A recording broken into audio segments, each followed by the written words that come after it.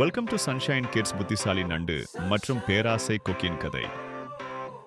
முன்னொரு காலத்தில் ஒரு அழகான நீல நிற குளத்தில் மீன்கள், தவளைகள் மற்றும் புத்திசாலி நண்டு ஆகியவை மிகவும் மகிழ்ச்சியாக வாழ்ந்து வந்தன.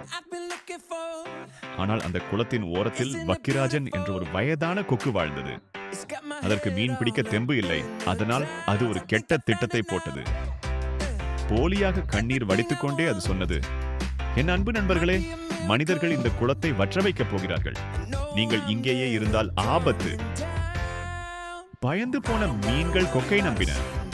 வக்கிராஜன் அவற்றை ஒரு பெரிய எரிக்கு கொண்டு செல்வதாக வாக்குறுதி அளித்தது.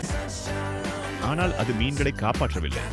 ஒரு தனிமையான பாறைக்கு கொண்டு சென்று சப்பு கொட்டி ஒவ்வொரு மீனாக தின்று தீர்த்தது. தன் தந்திரத்தை நினைத்து அந்த கொக்கு மிகவும் சந்தோஷப்பட்டது. ஒரு நாள் நண்டு தன்னையும் எரிக்கு கொண்டு செல்லும்படி கேட்டது. கொக்கு மேலே பறக்கும்போது நண்டு கீழே பார்த்தது. அங்கே எரி எதுவும் இல்லை. மாறாக பாறையில் மீன்களின் எலும்புகள் குவிந்து கிடந்தன. கொக்கு அனைவரையும் ஏமாற்றியதை நண்டு புரிந்து கொண்டது. இவரிடமிருந்து தப்பிக்க வேண்டும் என்று நண்டு முடிவு செய்தது. கொக்கு தன்னை தின்னப் போகிறது என்று தெரிந்ததும் நண்டு தன் கூர்மையான மற்றும் வலிமையான கொடுக்குகளால் நறுக்கென்று கொக்கின் கழுத்தை இறுக்கி பிடித்தது. அந்த பேராசை கொக்கு வலியால் துடித்தது. ஆனால் நண்டு விடுவதாக இல்லை.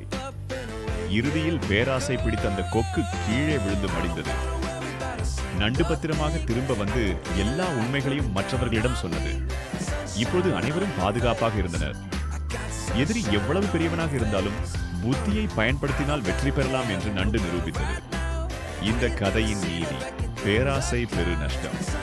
ஆபத்து வரும்போது புத்திசாலித்தனமாக செயல்படுங்கள்.